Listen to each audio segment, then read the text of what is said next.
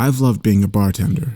So many different characters storming through my doors, wide-eyed and filled with problems that they needed to pass on to anyone else who'd listen. I always felt so fortunate they came through my doors and talked to me. Sometimes the stories were hard, other times they were hilarious. Oftentimes they were sad. But I gave them a smile, some wisdom, and a hell of a drink to send them on their way. I never thought it'd be my turn, but here we are. The end of my little stint here at the Spaces in Between. I just want y'all to know it has been a beautiful journey and one that I hope I will pick up again someday. But before we crack on with the preceding events and whatever may happen when those doors open, just know that this has been the time of my life. I've got zero regrets. Have a drink on me, patrons. Have a drink on me. The next few hours were something of a blur. In between Nell's shouting, Krause's frantic pacing, Cheddar idly nuzzling my chest for attention, I just kind of flew through it. How could you? I gave you a chance, Sully. A chance to do this the right way. It should have been me, she repeated for the umpteenth time, her cool exterior breaking away minute by minute. I know, Nell. I can't tell you everything, but someone came along with a better deal, and, well, this is what's right. I shrugged, pulling up a stool from behind the bar and setting it down at the biggest table I had near the Hall of Fame wall next to my jukebox. Ain't much to do now but wait, right? Nell stared daggers at me. This clearly wasn't how she wanted things to go, and she was never shy with her emotions, even if they mostly came packaged in kindness. She kicked the stool over and Cheddar whimpered. I was ready to go, Sullivan. You had so much more time. Don't you get it? I had seen what was coming and I... She put her hand over her mouth and her eyes fell, tears streaming down her cheeks and soaking her hands. Oh God, you've really done it, haven't you? Oh, Sully. She sat down at the table and her body sulked over. I swear she aged 10 years right there in front of me. I walked over and placed a hand on her shoulder. She grabbed it with hers and held it tightly. I'm sorry, but this is how I get my happy ending and keep all of you safe. I looked over at Krause, still pacing, but in a far more controlled mood than Nell. Now, let's all sit down and have a drink, share a story, and celebrate the life we have before the time is up. Consider it a last request, I said, winking at Krause, who stopped in his tracks, cast his eyes to the floor, and walked over to take a seat in silence. I went to the shelves and found 3 bottles, the last friendly drinks I'd ever serve. I grabbed the glasses and placed them down in front of us, Cheddar electing to sit by my side and rest his head on my lap, a soft panting and big eyes staring up at me as my free hand patted his soft head. For you, Mr. Krause, a bottle of Imperium Zodal whiskey. As promised a long time ago, I even put a special blend in there for you to honor our friendship and all the patience you've had putting up with me. The orange liquid beamed as I poured a healthy amount into a whiskey glass on the rocks, spots of brown sizzling as I slid it over to him. He didn't look up from his position or respond as I grabbed the next bottle. Madam Nell Lockwood, for you I have something I've been saving for a long time. I placed a black and red flask in front of her, a hexagon symbol emblazoned over the front with the words, "The Hunter's Dream, when the battle looms and your senses must be at their sharpest. Your vigor will find no end, nor will your bloodlust." I unscrewed the flask and poured the mixture for Nell as she refused to make eye contact. I expected as much, but I was undeterred. I walked around to the bar and found a worn package with crude wrapping. I smiled, remembering I'd gotten this a few months back and had completely forgotten to even open it. I excitedly tore apart the wrapping paper as Cheddar waltzed into view, undoubtedly eager to chew on some of it before he laid eyes on what was in the package. Hey buddy, this is for you. I smiled, holding out a cross-stitched blanket I'd ordered. On it was myself holding a younger Cheddar as he licked my face. I wanted you to have something I knew you'd never forget. You're my right-hand companion after all, and you've always been by my side. I scrunched up his face and tossed his mane before holding out the blanket. He looked up at me for a long moment, eyes surveying the situation, before he gingerly took it in his mouth and gently chewed on it. bringing it with him back to the table and proceeding to make eye contact with me every now and then as the night wore on. I walked over to the jukebox and saw my old playlist from when I'd started running it, smiling at some of the choices before letting my finger over the last one and hitting play. Come on, guys, this is a bar filled with stories, and you know how we only accept payment with drinks, so let's have it. One last time. I sat back down, Nell and Kraus having not moved an inch the entire time, Cheddar's blanket chewing the only sound filling the room. Sully, this isn't a casual drink. This is your life we're talking about. You know when Amos and his little group comes through that door like fucking D-Day has descended on us? You're as good as dead. Kraus shifted in his chair, his hand gripping the glass tightly. Is this what you want? Is this how things have to be? He looked up at me. I'd never seen such a look of frustration and conflict on his face. Is this really what's going down, Sully? Kraus, you always got into fights when I opened this place. The hell was happening back then? You always seemed to have someone after you for one issue or another. I want to know why. I grinned, and Nell, wiping her eyes, took a drink and stared in Kraus's direction. Yeah, come on, Kraus. We haven't got all night. Let's hear it. Kraus sighed and took a shot of his Emporium whiskey and let the cold mixture run through his veins as he shuddered. Fuck yeah. Now that's the stuff. Alright. Well, I guess it's a simple enough story, and if Sully here is gonna be a crazy bastard and take on this beast face to face, I want to at least make him laugh when he mean mugs him. He takes another swig, wiping his face and hiccuping. Truth is, I was always a bit of a bastard. My outburst got me kicked out of every joint and foster home you could imagine. Maybe it was because of how I looked. I don't know. In those early days, I was still kind of figuring out who I was. Folks called me Hilda. She was a great gal. But that was a lifetime ago. He looks wistful for a moment before flashing that mischievous grin I'd come to know. Some folks simply didn't like me as a person. And I was always a bracer from years of defending my identity. So I guess the capricious nature stuck. The day you met me, Sully, I was finishing up a job for an older guy. And we got to talking about his family. Dude pulls out some old pictures and wouldn't you know it? Hilda's right there, staring right back at me. So I did what anyone would do. I stared, enraptured. And that was... He chuckled, taking a huge swig before slamming the bottle back down and shouting, "Hey, you dad! You miss me?" with his arms splayed wide. Suffice to say, he wasn't buying it. When I gave him the details of my upbringing after he dumped me in the foster home, he got mad and fists went flying. What can you do? At least I got closure. His laughter died down and he stared at his glass for a moment. He calmed down a bit after, and we talked from time to time. I think in his old age he kinda likes having a son and not having a daughter. Heck, I kinda like having a dad, a family. He looked at all of us and shook his head. Fuck your feelings. I want a drink. To me, Harry Kraus, the king of hedonism and booze. He shouted before necking the last of his glass and pouring more from the container. All right, Madam Lockwood, keeper of the compendium and slayer of the bone spider scourge. It's your turn. I could feel the mood changing for the better. 30 minutes left on the clock as Nell let out her first real chuckle of the night and began heartily drinking from her flask. I'll admit, I chose drinks to raise their spirits, their anger and their passion for the battle ahead.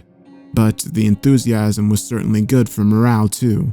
Nell gasped as she put it down, and I could see her face already growing red. What the hell?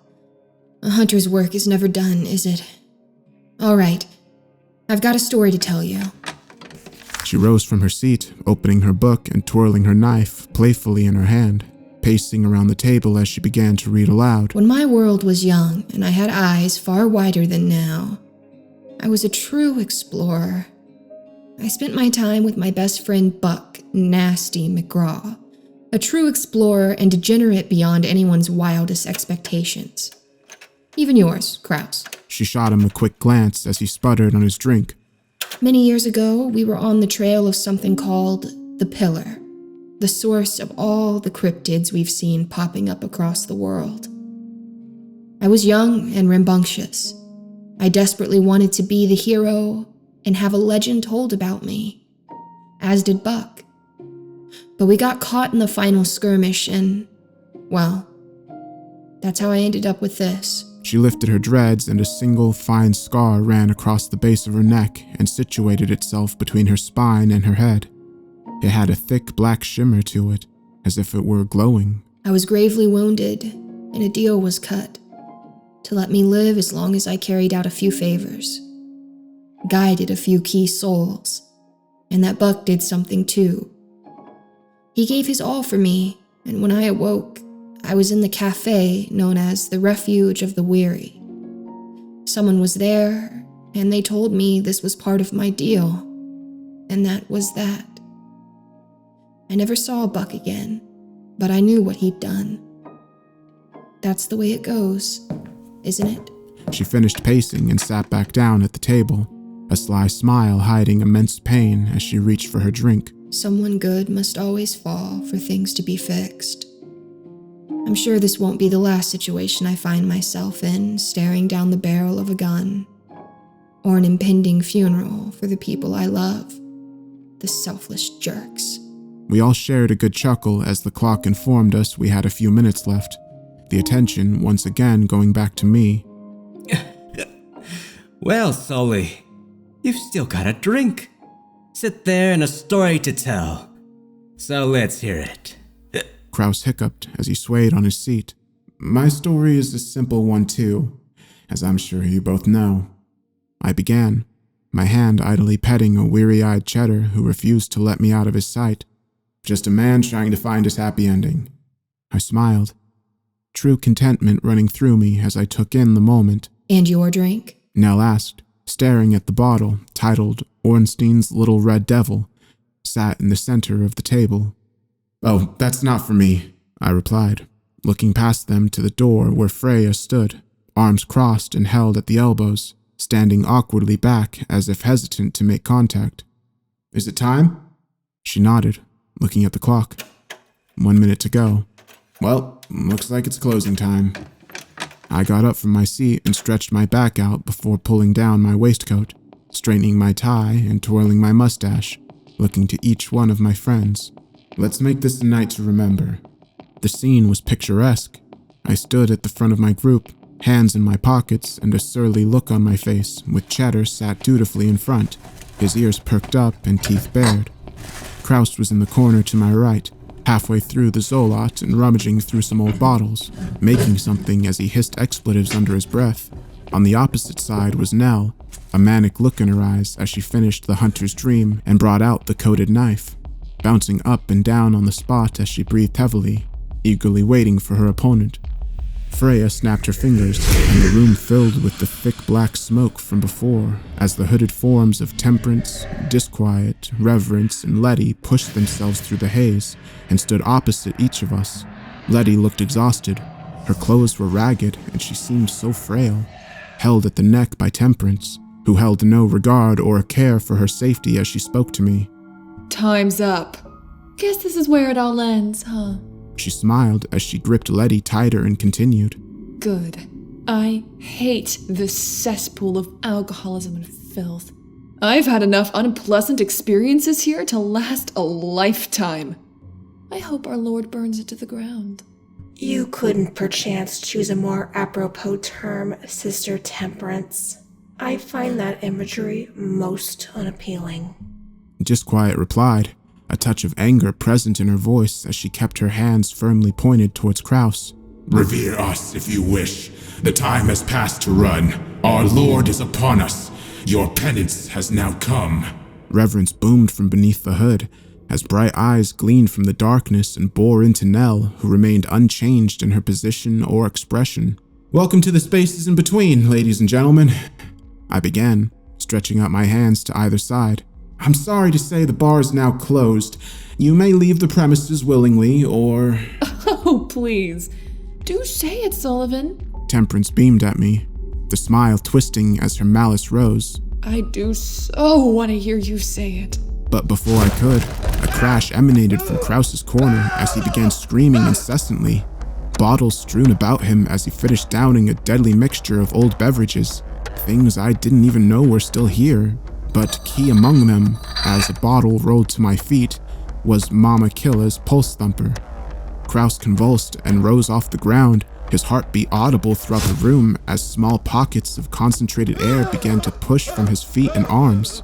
Or handle a very intoxicated and enraged Krause. I finished, eyes fixated on my friend as his screams changed to manic laughter. Say hello to Slaughterhouse Krause, bitches! He cried, launching himself at Disquiet and sending both flying through the door adjacent to them, crashing into the stockroom as bellows could be heard.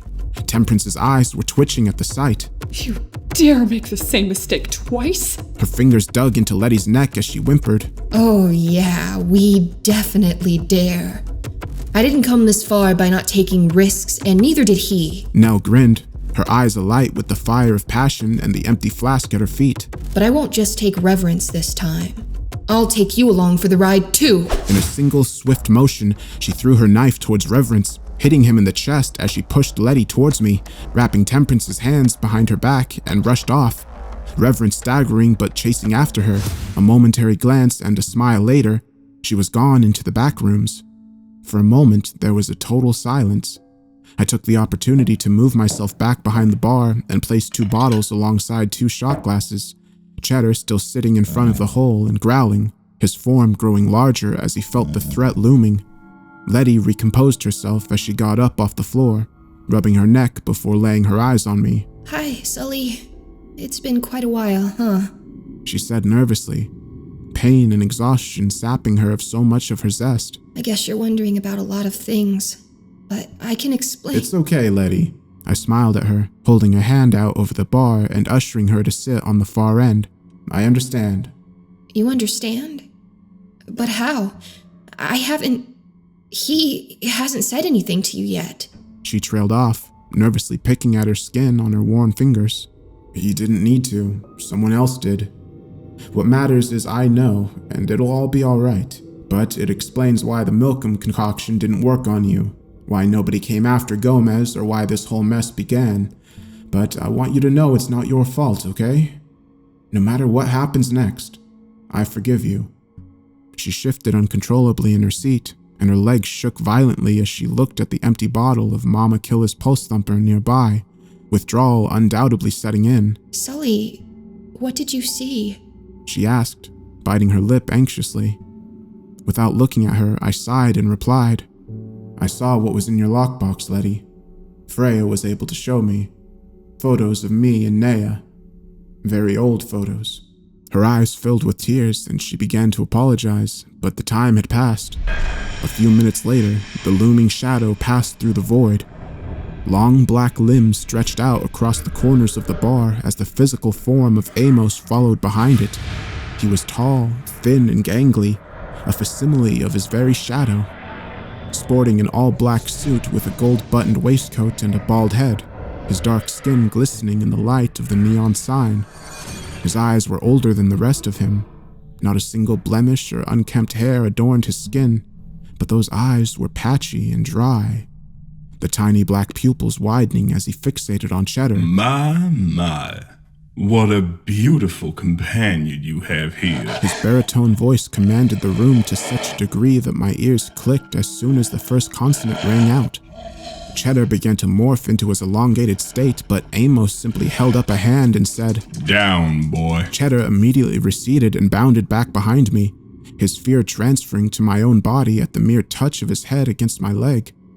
Amos made no attempts to fight, but elegantly walked across to the seat I had laid out for him, taking a seat and wrapping his lengthy fingers across the mahogany table. So here we are at last, Mr. Renshaw. He smiled, the teeth far too white and perfect, immediately setting alarm bells off in my head. Or do you prefer Sullivan? I have been waiting ever so long to see you again. Did you like the lure? He cast his eyes in Letty's direction and chuckled. Poor thing. She had no idea. A mess of creative energy that was completely untapped. I'm glad I found her when I did. My eyes moved to Letty, a tearful and anxious mess who couldn't keep eye contact before darting back to the far too normal Amos seated in front of me. "A drink?" I asked, gesturing to both bottles. Of course. One last tale before the bar closes, I imagine. He replied, looking both over before setting his eyes on a bottle in the shape of a human heart, black with ventricles and veins perfectly placed as it beat softly in place, letting the dark fluid rush around in its center and creating a slight stream as it bubbled from the top ventricle. He laughed as he grabbed it to inspect its contents. Oh, how quaint. The Society of the Sunless gives unto you the Kingmaker. With consumption, he ascended to his endless throne. I assume the other is for you? He asked, staring at the other concoction. Starting as a bottle, but ending up in the shape of a fractured handheld mirror, fragmented in multiple places, but still perfectly held together. A yellow liquid running through it created a beautiful pattern as it pooled at the center. Once again, grabbing it to read aloud. Oh, don't mind me. I'll just go ahead. Kane Brewery offers you divine intervention. Just one taste, and the moment will change. Yep, we drink when the story is done, I replied dryly, pouring both contents into the shot glasses, sliding one to him and the other firmly in front of me.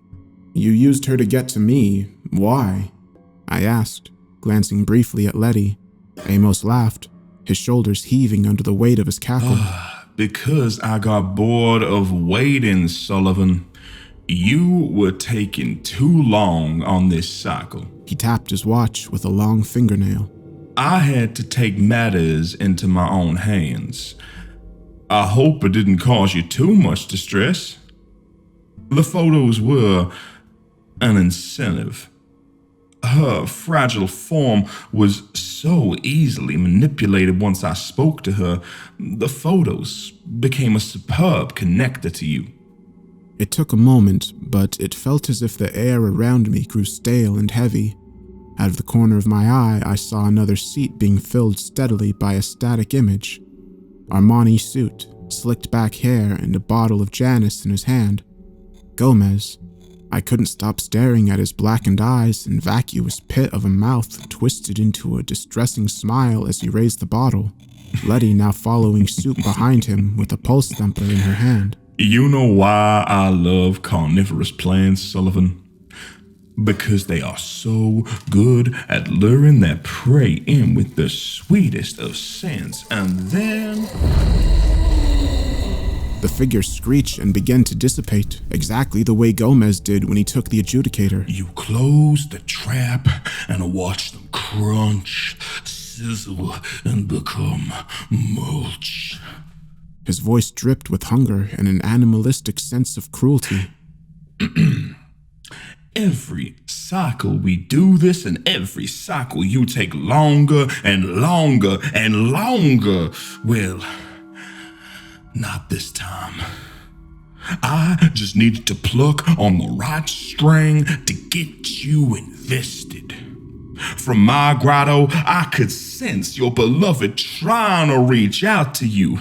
Each time a different form, so fragile and fleeting.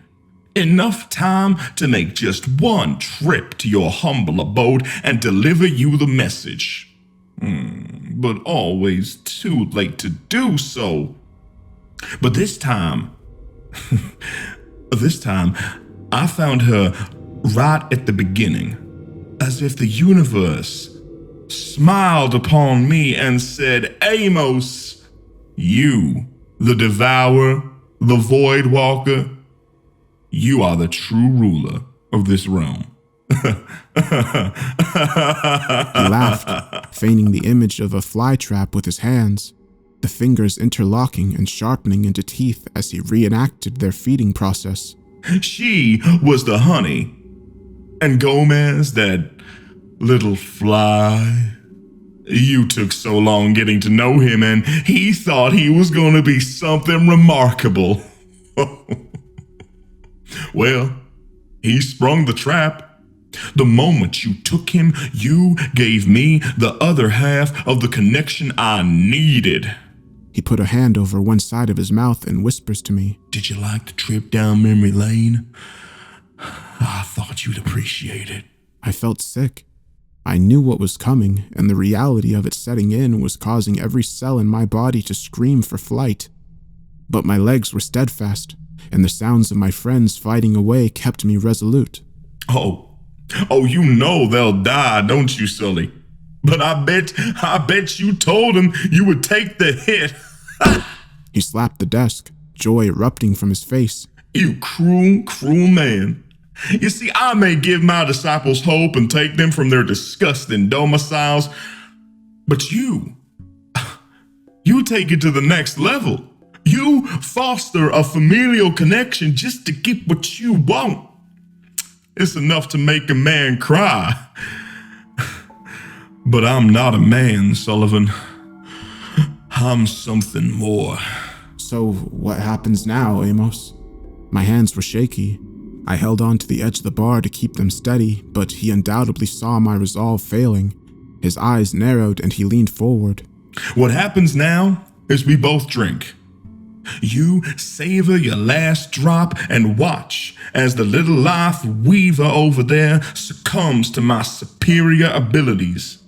This bar and this realm becomes my dominion for me to feast on every vibrant life that walks through those doors while you and your friends are the first meal of the day. So saith Amos. Freya still stood against the wall, shifted uncomfortably and stared at me for a moment before nodding. And even if you somehow escape, we'll just do this again. And again, and again, and again. And maybe next time I can find an even more direct route to get your attention. Perhaps I'll simply string up the corpse of your lover and use her guts to display a sign saying, "Let me in, Sullivan." He cocks his head to the side. Too much? Something tells me this will be the last time we'll be doing this, Amos. What you have there is the Kingmaker.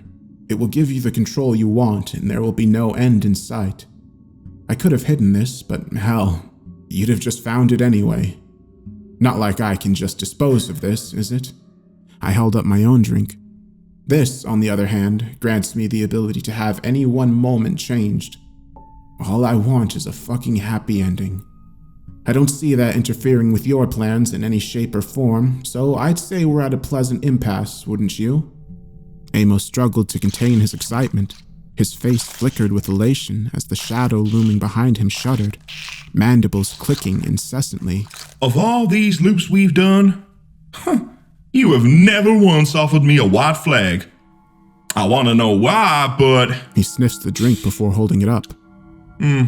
Better not to look a gift horse in the mouth, as they say.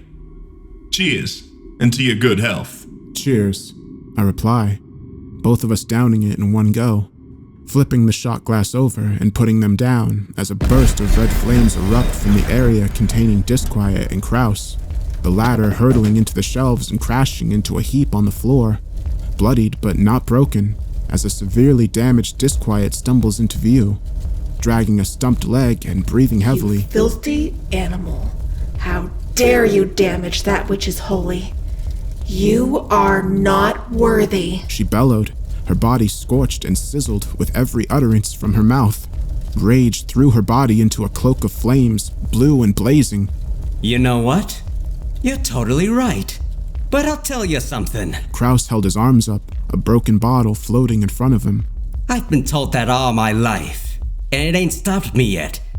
And it ain't stopped her either. Before Disquiet could turn, the dull thump of a blade rang out, the end of Nell's serrated knife driven deep into Disquiet's skull as she stood there, twitching before Nell retracted the knife and Disquiet's body slid to the floor. A panting, blood-covered Nell collapsing to the floor in a heap, the energy fading from her. Kraus took one look at Disquiet's body before smirking, pouring out a drink over Disquiet's body and declaring, "Bar's closed, bitch." From the other room, Temperance and Reverence, bloodied and bruised, rushed in to confront Nell and Kraus, but it's clear Amos had no interest in seeing further action. Your services are no longer required. Go back and pray for my return. Amos is eternal. Remember what I taught you. Take your sister with you. He commanded, not shifting his stance or maneuvering to look at them as he did so. Instead, the shadow form draped across the ceiling grabbed at the disciples before throwing them through the hole they came through. Temperance trying to resist, pushing back against the force of the shadow. You will leave, or you will be devoured, he retorted, the mandibles snapping once again with more urgency as Temperance relented and slunk back through the rift. Well, Sullivan, it seems you were telling the truth. I am grateful for your honesty, and I promise to make this quick. Amos straightened his tie and adjusted his cufflinks, as if finishing a business deal, holding out his hand. It has been a pleasure, and I am glad that we could finally settle things. Give me a moment, I mutter, looking down towards Cheddar. He nods and retracts his hand, putting them together patiently as the dull click of his shadow mandibles rang out. I feel the shaking rushing through my body, and I can sense how close I am to the end. I get up off the chair, eyes burning as I reach the jukebox and hit play on the last song, before I kneel down towards Cheddar, staring right at his beautiful and goofy face, a face I'd grown so accustomed to over the eternity I'd spent here, and one I was going to miss more than anything. Hey, buddy. I'm so sorry that I have to let you down like this, but... I put my hands behind his ears and rubbed his head before bringing our foreheads together. I did it to keep you, Nell, and Kraus safe, so you've got to look after them both for me now, okay? Cheddar whined and licked my face gently. He knew what he had to do, and I was forever grateful to a companion that understood me in ways nobody else ever could. I felt myself welling up as I said goodbye to him. Man, I'm gonna miss you, buddy. I really am. I sniffed, wiping the stray tears so it wouldn't soak his fur. You're the goodest boy to ever walk this or any other realm. Never forget that. The goodest boy. I kissed his forehead and rose to my feet, my knees giving out as soon as I touched the bar stool. Hey, Amos? I could barely keep myself steady. Everything in my body was beginning to shut down. I gotta confess something. What I told you wasn't exactly true. His eyes narrowed. How so? Well, your drink does give you the control you want with no end in sight, but I never said it gave you control of the bar. His hands twitched before beginning to curl. You will never get this place. You're gonna have the control you want, though. Right back through that fucking hole you came through. You will be king of the void. I laughed. My stomach began to burn, my kidneys following suit. I had to make this quick. My drink is definitely giving me a happy ending, one that involves closing this loop for good. You can thank Frey over there for that one. You will never reach this place or see me again, Amos. Your entire plan was a fucking waste. My laughter turned to pained chuckles, but thanks for helping me remember why I did this all those years ago. Because now I get another. My vision blurred as I felt the last of my strength leave me as my head fell forward. For a moment, I saw nothing but darkness before I caught myself staring at my own body, my current self seeming to pass through the bar as I continued to watch the scene play out. Another what? Another what, Sullivan? What have you done to me? There was a surge of anger from Amos, his eyes bulging with rage as he broke composure. You cannot excise me from this place, Sullivan. Mark my words, I am Amos, I am the Void Walker, and I am eternal. I will return, do you hear me? But the moment he attempted to put his hands on me, he was frozen in place. Freya walked up behind him and patted him on the shoulder. Your kingdom is waiting, Your Highness. We'd best not delay. Before another click rang out and Amos hurtled towards the rift, screaming as he fell into the void, the hole rapidly closing behind him. Kraus stumbled to his feet before rushing to the top shelf, Nell watching him in silence for a moment. What are you doing, Kraus? She asked, the pain of battle and a loss overcoming her. Finding the fucking civil tear potion. You know, the one from before? He called back, throwing the bottles aside as he swept each shelf for it. If we can get him some of it, then we can... That won't work, I'm afraid. Freya called back, Kraus stopping in his tracks. to close the loop, all eventualities were covered. Sully used the last of the potion a few days ago. There is no other way back. I'm sorry. Nell helped herself to her feet and walked over to the spot Amos sat at, tears welling up anew when she saw me sat there. She gently placed a hand on my face, drove her knife into the table, and let out a pained cry before walking to the back. I'm so proud of you, Sullivan. She choked, sitting on the floor, grief overtaking her. Kraus looked at her exasperatedly. You're just giving up, Nellie? Just like that? Well, fuck that! I know Sully would have a plan. He always has a plan. He would have some secret brew or concoction he just developed to make things right again. I just know it. He walked around to where I sat and started talking to me. Come on, Sully. Show her I'm right. You can... He stopped mid-sentence, and suddenly the wild passion that enveloped so much of Kraus's conversations was replaced by a very small... Oh no. Softly being repeated as he stared into my face, Chatter's head resting softly on my lap as he began to howl. Eyes closed, smiling and pale skin. I had left this realm. Things back there, from what I'm told, eventually returned to normal.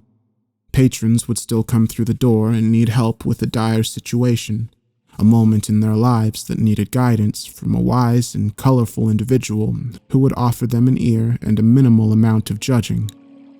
Thankfully, I didn't have to worry too much about that. Kraus was a perfect fit. Nell stayed behind for a while to help settle him in, offering him a similar deal to what she gave me so long ago. It took time and a lot of healing, but Kraus fell into the role perfectly and became a well-known, well-respected, and beloved bartender. People began to learn more about the bar he affectionately renamed Sullivan's Haven. Cheddar, still a dutiful staff member who fulfills his role with joy and love, but still insists on sleeping near the seat that Kraus says he will never fill, the spot where I departed. Freya tells me Cheddar has never moved from that spot. I ask her if he still has the blanket, and she says he does, not a single hole in it despite all the chewing. Nell would go off to explore more as time went on. Freya said she one day said goodbye to Kraus and Cheddar, telling them she wanted to go get her own happy ending, and winked before setting off. Wherever she is, I hope she's happy. I like to think that we will all reach our happy ending at some point. What about mine, you ask? Well, chance. I can't tell you if there's a transition with pearly gates or some shit, or if one moment I was there and the next I was somewhere else. All I know is I turned around and found myself in a lobby of sorts. It was vast, and there was a series of couches to my right, a concierge desk in front of me, and two huge elevator doors on either side of the long hallway in front of me. The hell is this place? I muttered to myself. A window, I guess. Though technically it's a hotel. Freya was stood next to me, her face sullen. This is a window into what happens next. I don't know if the loop was fully closed, but all the relevant life strands tug at this place, so you ended up here by default. So it's over? I asked, still apparently able to feel nervousness wherever the hell I am. For you, yeah. Now it's my turn to hold up the end of the bargain. The door to the large lift slowly opened, and for the first time in what feels like an eternity, I see Nea. Everything around me dissipates as our eyes meet, and neither of us can bear to move lest we break the dreamlike state we're in. Sully, She began. I know. Me too. I smiled back, unsure of where to even begin. I tried so hard to reach you. Time and time again, I tried. But each time, I grew weaker. She trailed off, shame plastered across her face. I left you alone for so long, and you had no idea. What happened? I asked, Freya rubbing the back of her head. When she died, her spirit endured. Much in part due to the link Amos has with you. And I don't know about how that works, but she was stuck in between until you two resolved your business.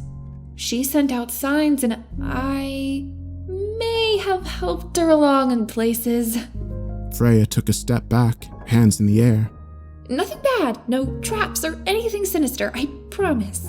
It was Cheddar. I looked back over, and Nea's face stripped away any concern I had. I knew you would be lonely without me, so I channeled my energy into something I knew you'd love. A loyal companion that wouldn't grow old and could protect you if you were fragile. But you needed a place to stay too, so I helped create the bar. I even put in some of the drinks to help steer you in the right direction, but not all of them were good. Sorry. She half laughed and half nervously smiled, undoubtedly as unsure of this as I am. All roads led to Naya. Freya stated plainly, unable to contain her smile. You two were linked with an even greater strength than you and Amos, and that dude tore realities apart to get to you. But Naya made them. She pushed my shoulders forward. Now it's time. Go get your reward, Sully. I began walking as Naya did. The walking quickly turned into running before we met in the middle of an embrace. The entire world felt like it had lit up with colors I had never seen the second our skin touched. We walked to the elevator she'd come from, and she pushed the button labeled Hotel, Bar Floor. As the door closed, she interlocked our fingers and smiled through tears, saying, See, Sully? No spaces in between us anymore.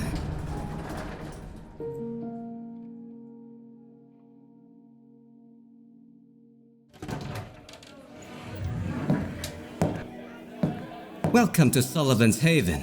I'm Kraus, and this is my buddy Cheddar. Put your ass on the stool.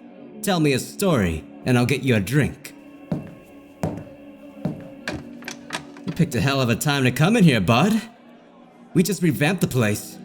Shame you couldn't have seen it in its heyday, though. Hell of an establishment.